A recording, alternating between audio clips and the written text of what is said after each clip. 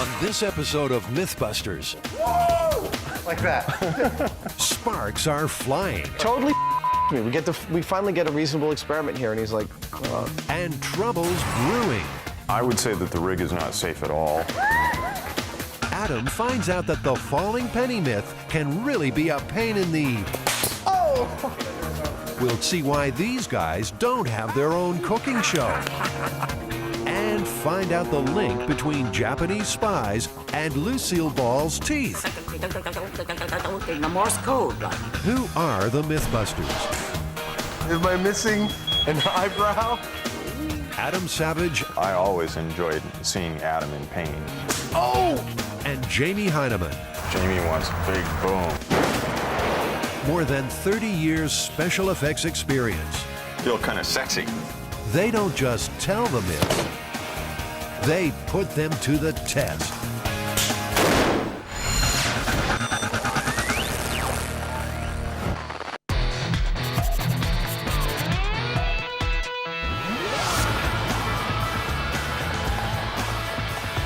This myth originated in the Big Apple, atop an architectural icon, the Empire State Building. The myth is that if you throw a penny off of a building this height, that it'll either get going so fast that it'll embed itself in the concrete at the base of the building, or it'll hit somebody in the head and kill them. Lydia Ruth has worked here for 18 years. She's heard the penny myth many times. I know one gentleman who worked in the lobby, was with the building from late 1930s, right after the building opened, and he had heard it. So I think it's just one of those myths that belongs to the Empire State Building. Tossing a coin off the Empire State is not as easy as it sounds. Tall buildings like this can generate their own unique weather conditions. Some updrafts can reach cyclonic speeds. It's 8 a.m. in the morning and the wind's already starting to pick up. And there's every possibility that if you hurl this thing off the edge of the building, that it'd just blow it back over. When the wind blows against the face of the building, the wind blows up. And you might have heard the story of it raining up or it's snowing up. Well, that actually does happen. It will blow against the side of the building. There's an updraft. So if you throw something off, no matter how far away you throw it, the wind is going to catch it. Of course, there's also the possibility that the story might be true, in which case you risk killing some innocent pedestrian. We need to figure out how fast a penny would be going if it fell 1,280 feet, what kind of damage it would do. I think we need to go back to the shop and test it. Adam and Jamie need to find out what is a penny's maximum speed when falling. In other words, its terminal velocity. Once they've done that, they'll shoot the coin at concrete, asphalt, and a head made from ballistics gel. Nice. Step 1, finding out a penny's terminal velocity.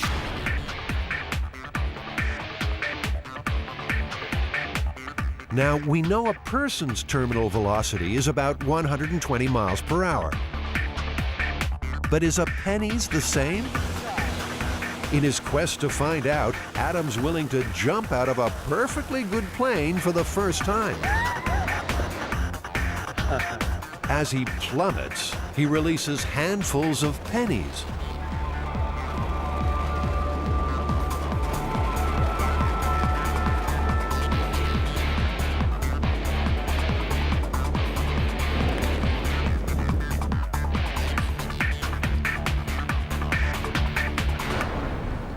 Well done. How'd it go?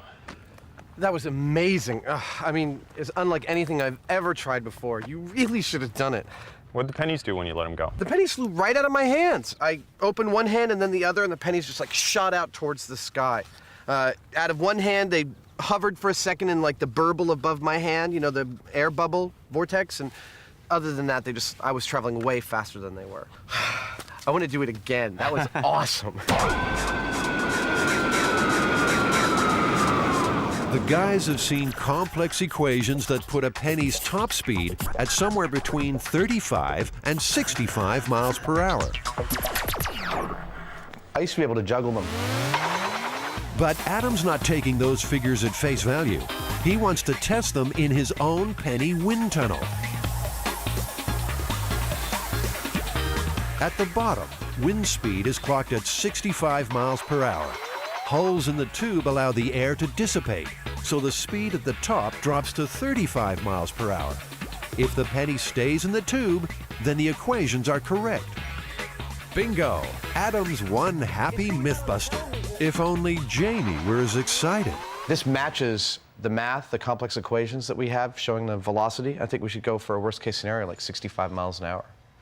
Okay, works for me. This is excited, Jamie? Yeah, this is. We got a world first. It's going out on television that we did the experiment that showed exactly how fast a penny goes. No math, no ideas, no timing off a building. We got it right here in the lab. That's great. Good job. Totally me. We finally get a reasonable experiment here, and he's like, oh, well, that's great. You know, it's like, what are you gonna do? How are you gonna please the guy? I don't consider it an enormous feat to be able to, elevate a penny in a wind chamber. On that note, the Mythbusters go their separate ways. Jamie's looking for a way to fire a penny at 65 miles per hour, while Adam begins work on the dummy head. I decided to use the staple gun because, when we're experimenting with things here in the shop, a lot of times I don't like to go through a whole elaborate process and days of machining something only to find that it was the wrong approach or didn't have the right speed. I like to kind of find something that will allow me to move into it quickly. To make the penny fit in the staple gun, Jamie lops a little off each side.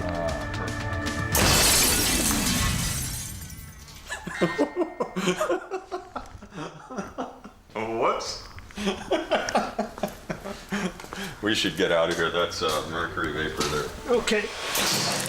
Well, the good news is it works. I guess I should look up before I shoot those things. Well, that worked. Next, Jamie has to measure how fast the penny is going.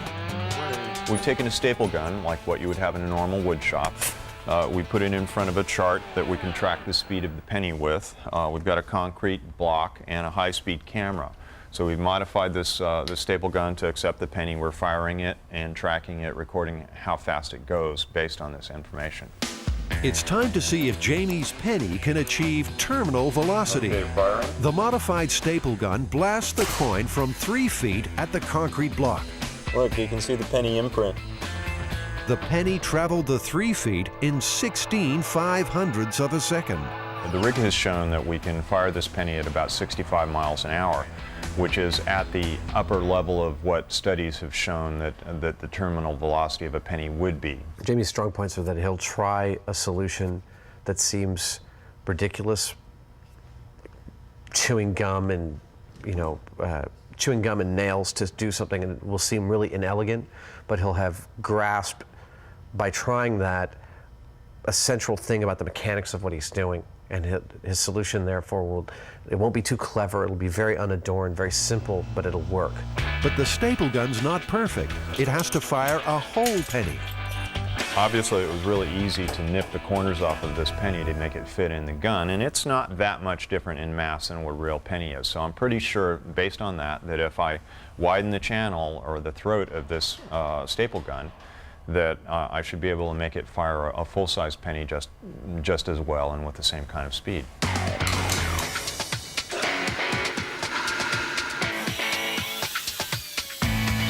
Well, it took relatively little work, and this is it's a high-velocity penny shooter. Terminal velocity gun right here. Meanwhile, Adam's mood has changed dramatically. Screw. No, that's total wash. I'm going to argue against this. I don't have it today. I'm just going to get really frustrated. He's vacuum forming a mold to make the ballistics bust. It's a female skull, which is why I used the female head here. The skull is placed inside the mold and ballistics gel poured in around it. When it sets, the gel has the same density and elasticity as human flesh, which is why the FBI uses it to test weapons. Screw. The mold has sprung a leak. Paper toweling and glue stem the tide of gel. Most coins thrown from the top of the Empire State Building don't get very far. They wind up here, just 5 stories down on the 81st floor. It proves one thing, though. A lot of people have heard the penny myth. So it would seem that even though the myth is prevalent, people are pretty cavalier about testing it. Yeah, they do it all the time, and it scares me because if they really thought that their penny was going to kill somebody, what are they thinking? And it seems penny-related myths have always had plenty of currency. Pennies have long been associated with luck. In this case, really bad luck, but normally very good luck. If you find a penny, pick it up, and all day you'll have good luck. If you pass up a penny, you'll lose $1. If you find a penny that's heads up, it's particularly good luck, and you should carry it with you as a charm. A bride should always have a penny in her shoe, and following the wedding, she should take that penny and get it made into a piece of jewelry, a pendant or a bracelet or something like that. Back in the workshop, Jamie's showing off his penny gun. Adam can't hide his approval. Oh my God. Damn, that is some serious impact there. I mean, are you sure this is 64 miles an hour? 64.4. Of course, now he wants to have a turn. He also apparently wants to do his own narration. Adam loads a penny into the lethal penny shooting device. This time, the penny is launched at a block of asphalt.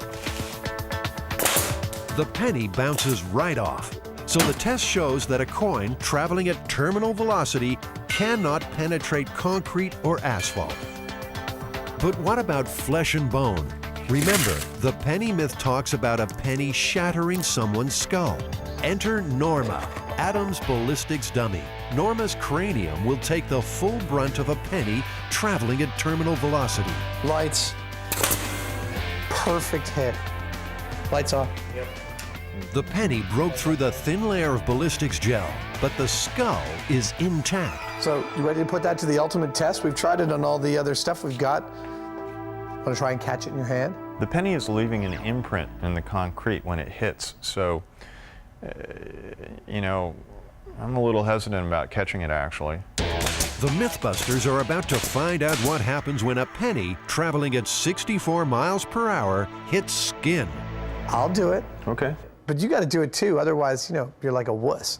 Okay, you first. Okay. Still a wuss. I'll kick your ass. Penny for your thoughts right about now, Adam. I'm scared. Okay. 3, 2, 1. Ow! That didn't actually hurt that much. We can try again. Okay. Looks pretty good. Are we ready? Ready, Adam? When you are. Okay, 3, 2. You hit me in the same exact place. It didn't hurt that much before, but now it really hurts.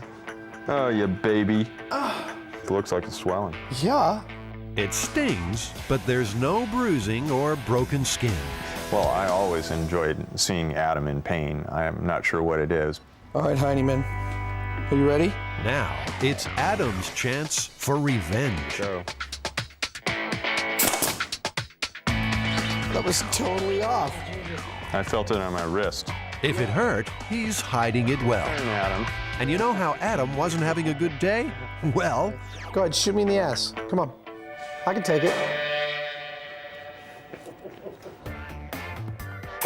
Oh! That hurts. Ow. Oh, man. Ouch. Oh. Well, you said I could. I did. No, I was prepared for the consequences. Whew. So you made that great gun. We made the pennies go 64 miles an hour. What did we end up with? Well, it didn't penetrate the asphalt. It didn't penetrate the concrete. It didn't penetrate the skull of the ballistics dummy. And it didn't hurt your butt. Thank goodness. I mean, it kind of stung when we hit the bones on our hands. But, you know, the myth's not looking good. but that doesn't faze the Mythbusters. It's time to see how fast a penny has to go before it does serious damage. Anytime we get to play around with explosives and gunpowder and, you know, cool weapons and things like that, here at Mythbusters, we're happy campers.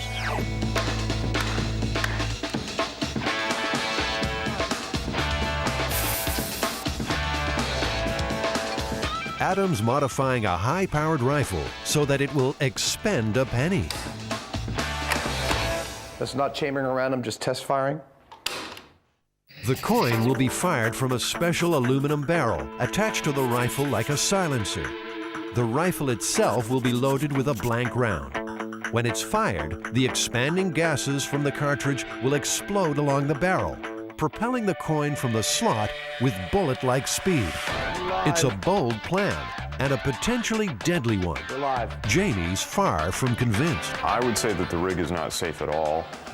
There's a significant chance that there will be an explosion, and either the breech of the rifle will blow out, or what may well be likely is that the whole head of the rifle, the device that Adam has constructed on here, may just shoot off the end of the rifle. Well, Jamie, take cover, because Adam's taking aim. All right. Firing. And 3, 2, 1. Well, that seemed to work like a charm. Look at that imprint. You can clearly see where it hit. The penny is shot from the slot at almost 3 times the speed of sound. The high-speed camera result apparently is 3,000 feet per second. That's like a bullet. That's the speed of a bullet. The coin still did not end up embedded in the block. Where's the penny? This is one penny, however, that has been well and truly spent. The detail on the face of it is flattened. Work like a charm. And Jamie's forced to eat his words. Yeah, congratulations, Adam. Thank you. I wouldn't want to get hit by that thing. 1 penny down. 1 to go. Even at supersonic speed, a penny weighing just 2.5 grams simply doesn't have enough mass to break through concrete or bone. Unlike, say, a real bullet, which in this case is 6.65 millimeters of solid lead. The penny drop myth isn't worth a dime. Oh man. I hate when that happens. Eliminating all the things that are in the penny's way from just reaching the ground. 64 miles an hour just wasn't enough to cause any kind of damage to a person. And then when we made it go almost 3 times the speed of sound, it still wasn't enough to break the bones. Yeah, I mean, the worst thing I can come up with is if you were looking straight up in the sky and you got hit in the eye, it probably wouldn't be very good for you. But even then, I don't know whether it'd take your eye out. I think we busted the heck out of this one. Myth busted. Yeah.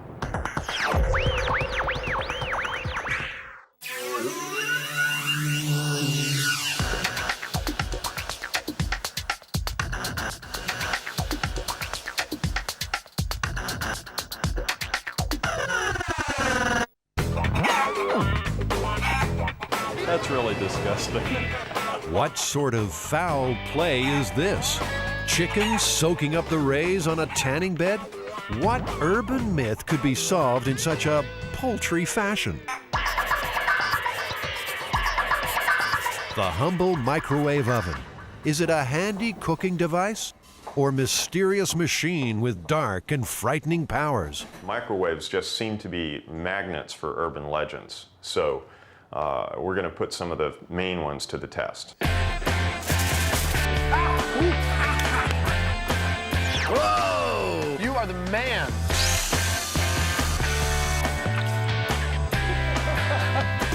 Of all the myths surrounding the microwave oven, none is more famous than the story of the poodle sent for a spin in a microwave to dry its fur.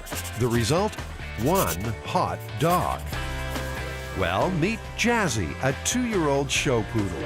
Jazzy's being groomed for her Mythbusters guest appearance, so we'll come back later to check how she's doing. Meanwhile, it's time to turn up the heat on microwave myth number 1. 30 million Americans tan indoors at salons like this. And in recent years, one microwave myth has caught on and spread like good quality tanning lotion. Have you actually heard the myth of the tanning bed cooking the insides of the bride-to-be? Oh, yes. There's a woman who's getting ready for a special occasion, and she decides she'll look fabulous in her dress if she's very tan. So she goes to a tanning salon, and she's very annoyed that they have this half-hour daily limit on tanning.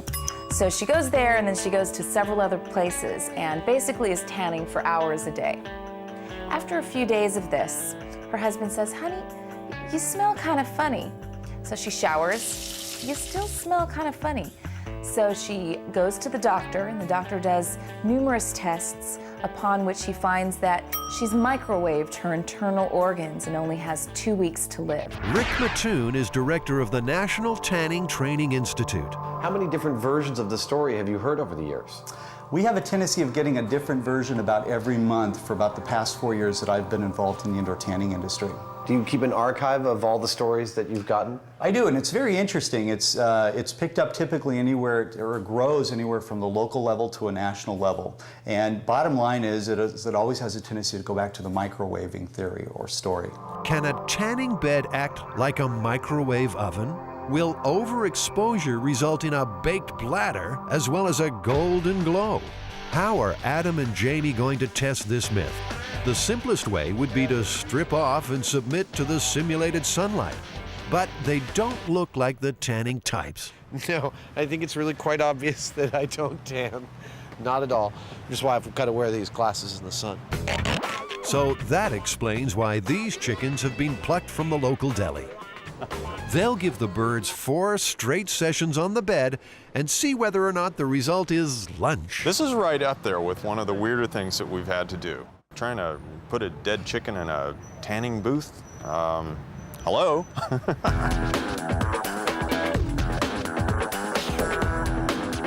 Time to see if the chicken's goose has been cooked. So how many sessions did these go through? 4 sessions, a total of 48 minutes on the tanning lights. So if I'd been in here, I'd be pretty badly burned by now. You would have a severe sunburn at this point. But would your gizzards be goners? Not at all. Pink and perfect. Not cooked on the inside at all. Basically, there's no difference between overstaying your welcome on a tanning bed and spending too long in the sun. Now, this story has been told and retold so many times, it's a very popular narrative.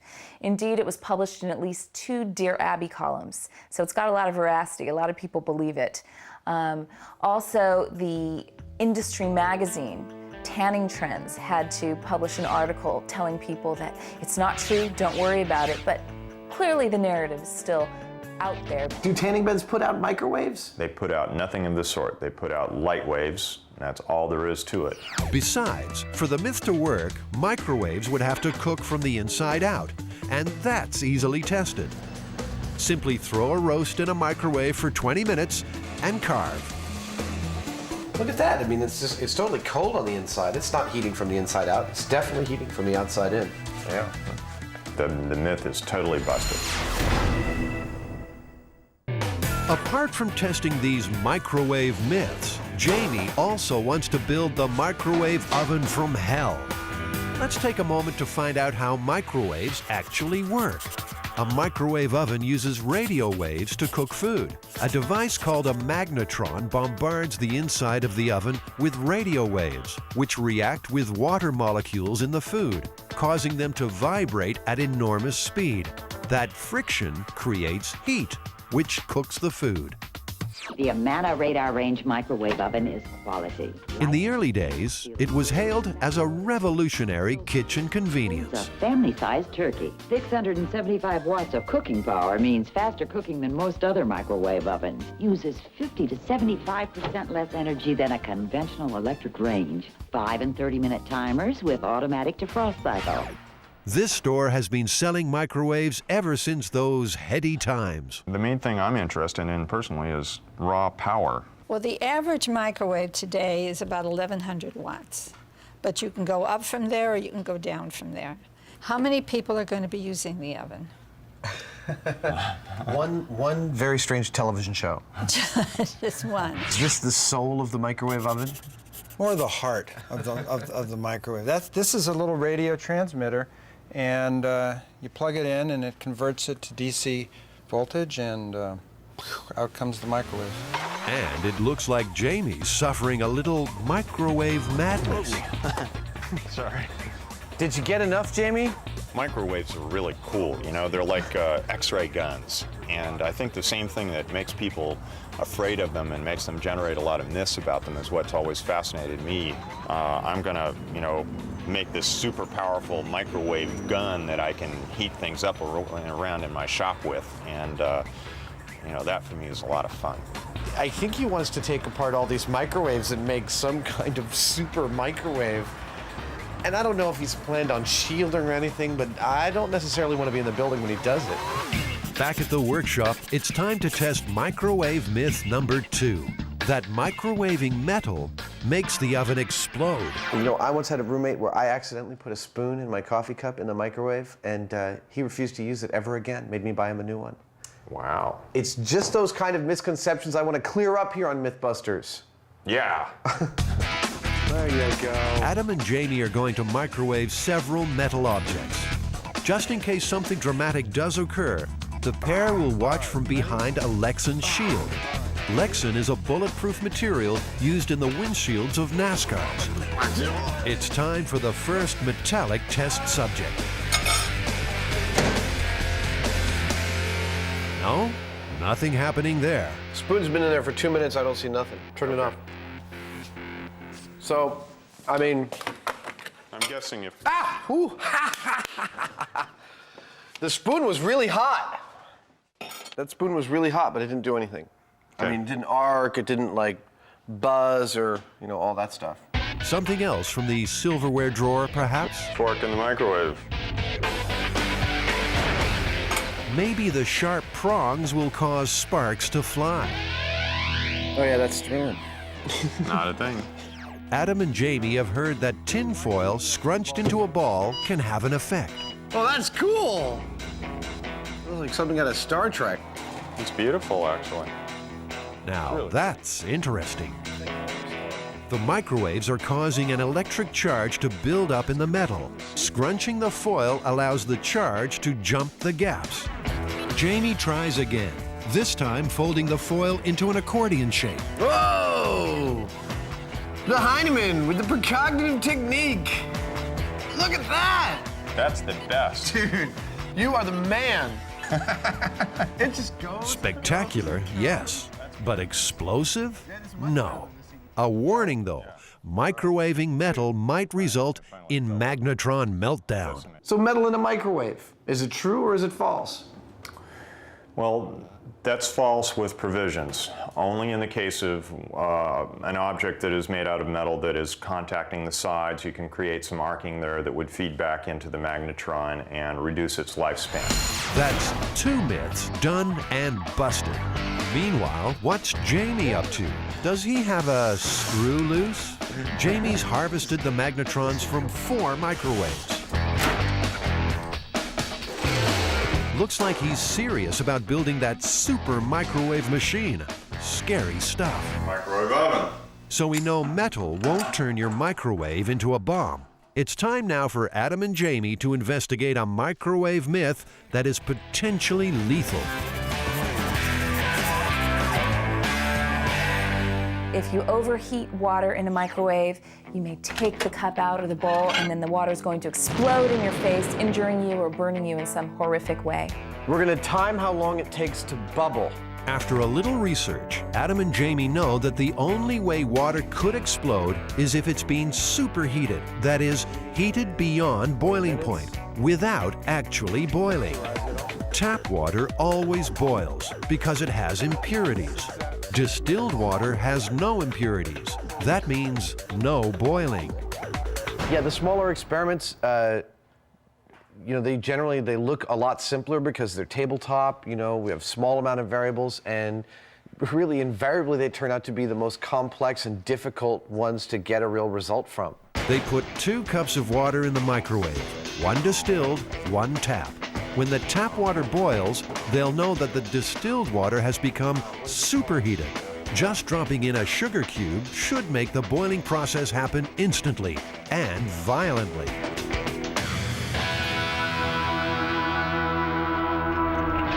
Hey! Spectacular. That would suffice. That was exploding water? It erupted, it left the container. Yeah. Quite a bit of it. If someone were holding the cup, they would definitely have severe burns. But if straight tap water can't explode, How likely is it that people will be scalded by exploding beverages? On your average day in your average house, it's not very likely. However, with the hundreds of millions of people using microwaves every day to boil water, reboil water, I'd say it could happen a few times a year around the world. Myth, absolutely true. Finally, Jamie's finished playing Dr. Frankenstein. What we have here is a super duper microwave oven. I've taken the guts out of 4 microwaves, the magnetrons, and I've put them in a box, all aiming at a single glass of water. So in theory, this should heat up that glass of water about 4 times as fast as a regular microwave would. Maybe it'll just go, we'll find out. Jamie, I'm ready to test this infernal machine of yours, but could you wrap me up a little more? I don't feel quite safe yet. What are you, a turkey?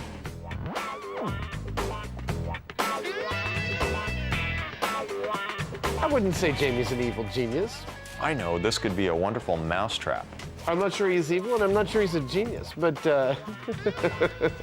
We're ready for a mega microwave test firing. What, about 30 seconds? Jamie flicks the switch. The room's filled with an angry buzz. How come my watch has stopped? I'm gonna give it. What on earth is happening behind those metal walls? let's put the temperature probe in.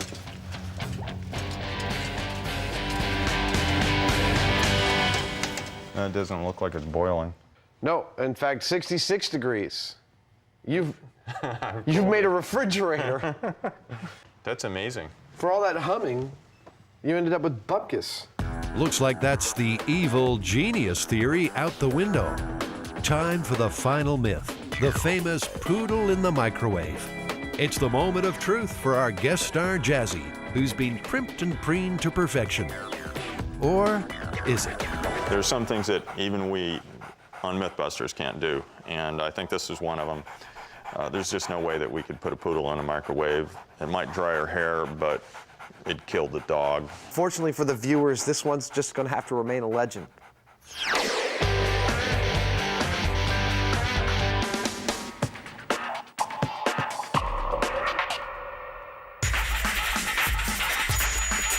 The story that we're looking at is from 1942. One of the most bizarre urban myths of all comes from wartime USA and involves America's queen of comedy, Lucille Ball. I had some dental work to be done. You know, they put in temporary fillings. I was just driving along, and a road that I'd taken many times, and all of a sudden, I heard music. But I mean, with a great beat, you know, and I looked down to turn off my radio, and it wasn't on. And the music was getting louder and louder and louder, and I realized it was in my mouth. And it was beating in my ears. I could hear the tune and everything. I recognized the tune. The following morning at work, comedy legend Buster Keaton offered this explanation for the ghostly tune. And he said, what street were you on, Moore Park? And I said, yes. He said, you went by the radio station. You picked it up. Well, you got any fillings? I said, yes. He said, you picked it up in your teeth. Well, I could hardly wait to go by there again.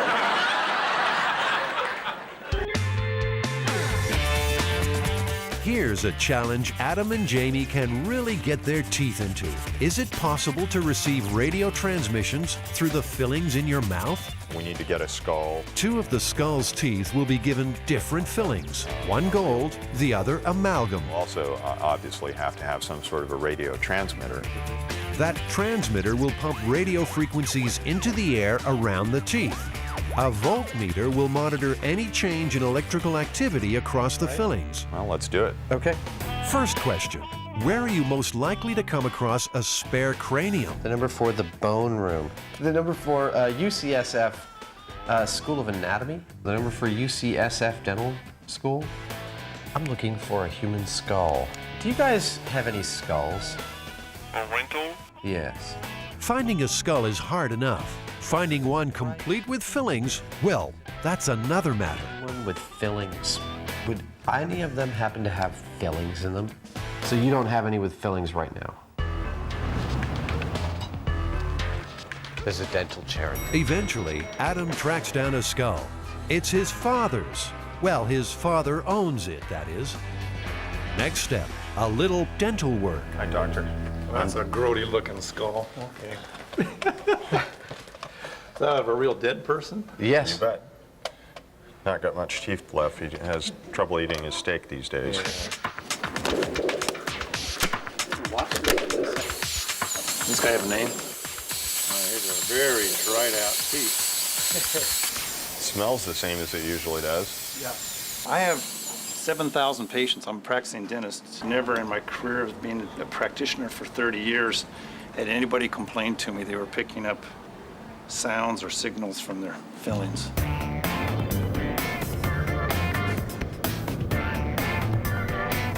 Lucy, even in her later years, she was always at the dentist. She was always having some kind of dental work. I don't think she was blessed with great teeth. If anyone should know about the state of Lucille Ball's teeth, it's Jim Brochu. He was her close friend, unofficial biographer, and one of the last people to see Lucy alive. I spent every day with Lucy from, I would think, the middle of April of 1988 until the next year, April of 1989, when she died. And her name is Lucille Ball. Come on!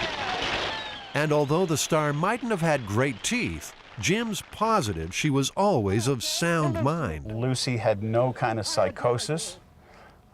She didn't hear voices. She didn't put her faith in the supernatural. Okay, Kay, don't be ridiculous. Well, you just met me. Hey, listen, a chowhound doesn't have to wait for dinner to be hungry, you know. Phase 2, Adam's on the trail of a radio transmitter. A little bit of equipment, and I was wondering if you had them. Now, this has to be easier than getting hold of a skull, right? A 2-channel oscilloscope, like a sweep generator, with an oscillator and an amplifier. Seems these radio guys just aren't operating on Adam's wavelength. He had no idea what a sweep generator even was.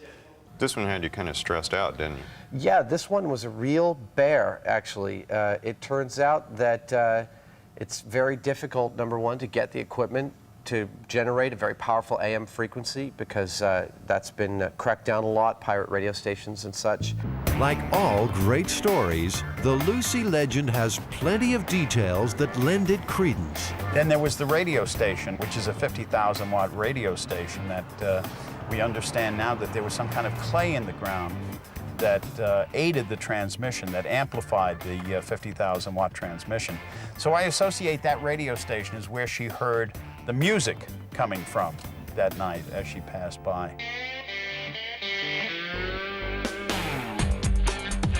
Things might be looking up for Adam in his hunt for that elusive radio gear. The Foothill Swap Meet is a Bay Area institution. Its stalls are a paradise for electronics enthusiasts. If he can't find what he needs here, he never will. Back at the workshop, this brass screen will shield the skull from outside interference during the tests. The Faraday cage is, it's like a ground. It eliminates any radio waves from getting to the testing equipment, which makes our test, makes us know that our test is happening in a, experimentally clean space. Of course, it works better if you can get into it.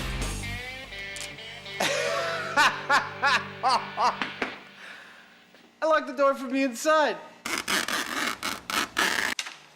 All right. There's my Faraday cage. Let's see. No signal on the cell phone. No signal at all. One theory is that if Lucy's fillings were made from different metals, then they might just have acted as what's known as a point contact diode. Point contact diode is the basis of the earliest radio crystal sets. In fact, in World War II, soldiers in foxholes built what's called a foxhole radio, which we have a crude model of here, in which our point contact diode is simply a razor blade and a pencil lead. Two different metals combining to capture a radio frequency. I hear a buzz. A pencil and a razor blade and some coiled, some common household objects. It seems unlikely that we could actually hear a radio signal from that. but we can. Yeah, well, right now we're hearing a buzz. Yeah, I mean, we're pulling something out of the air. Did Lucille Ball's fillings fleetingly become a primitive radio, picking up a signal and broadcasting it into her head? Tune and everything.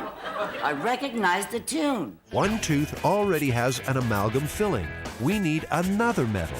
And Adam and Jamie are going for gold. That is real gold foil.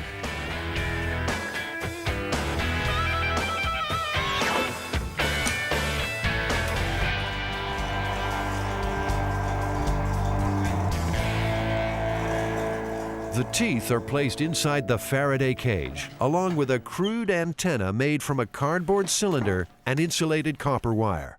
2 probes placed on the fillings will register any change in voltage. So we're going to inject some modulated AM radio signal and see what the teeth generate on this voltmeter. Okay. Frank Hausman has more than 20 years' experience in electronics and computer network engineering. He's agreed to become an honorary Mythbuster now, as I sweep just for one day. the RF field in that chamber, there's no change in the teeth. Several radio frequencies are channeled into the Faraday cage, but the voltmeter doesn't flicker. So if the teeth were acting as a diode, which is one of the theories about how they might pick up radio, we would see a change in voltage, but we didn't. So, in this test, the fillings did not become a simple radio receiver. But even if Lucy's did, does it automatically follow that she'd have been able to hear the signal? Could our nerves transmit the frequency to the brain? Time to get wired for sound. You should theoretically hear an audio tone. Just like that. All in the name of science. All right, I'm ready to take the juice. Are you ready? It's going to you. You can, you've got 0.4 millivolts.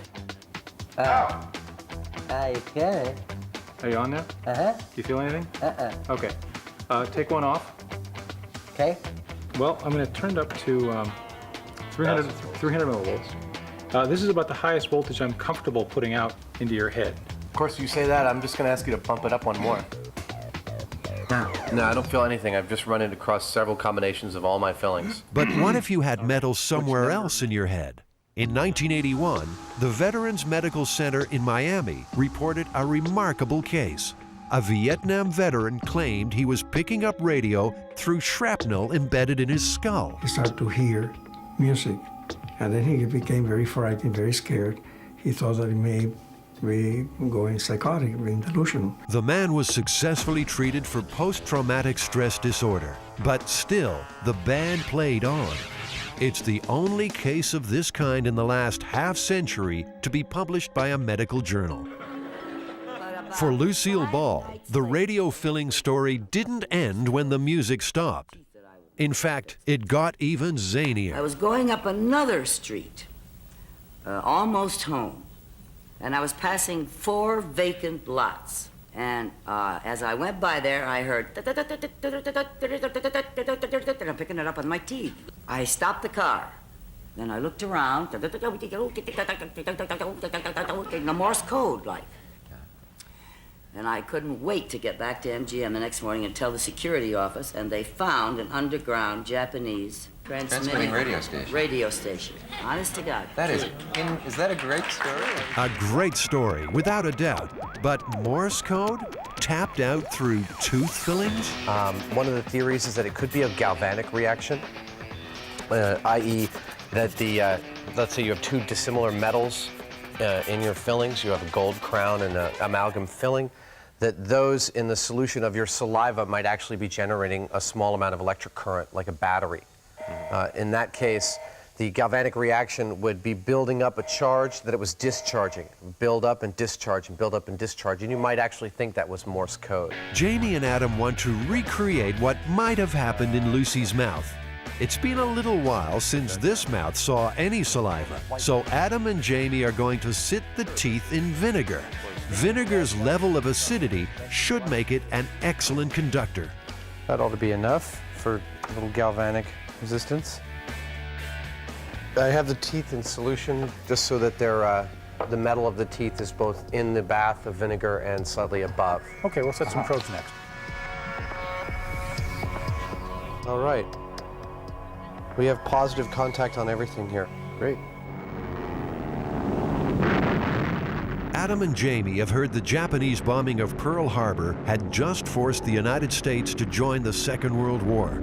It was after they had taken the Japanese out of California and unfortunately put them in the camps. With people fearing a full-scale Japanese invasion, panic and paranoia raged. Professor Rusty Capps was with the FBI. He now lectures on Japanese espionage during World War II. There were all kinds of rumors after the attack on Pearl Harbor. There was one I'm aware of a Japanese submarine that fired, and I think the number is 20 or less than 20 rounds into a petroleum tank farm.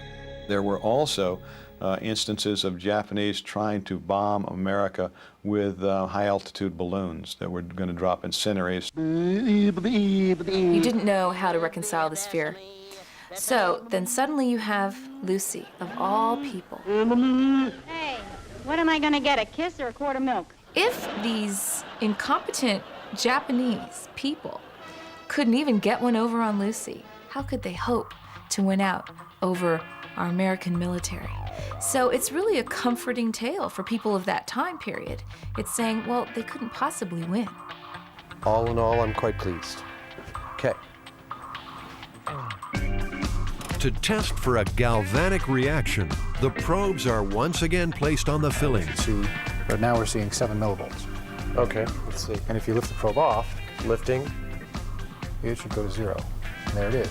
The fillings, reacting with the acid in the vinegar, are generating their own tiny current. This voltage would probably be similar to what would be if someone had a meal and their pH of their mouth was around this vinegar around 4.5, 5. Right. That's that right. This might exist in their mouth. That's right.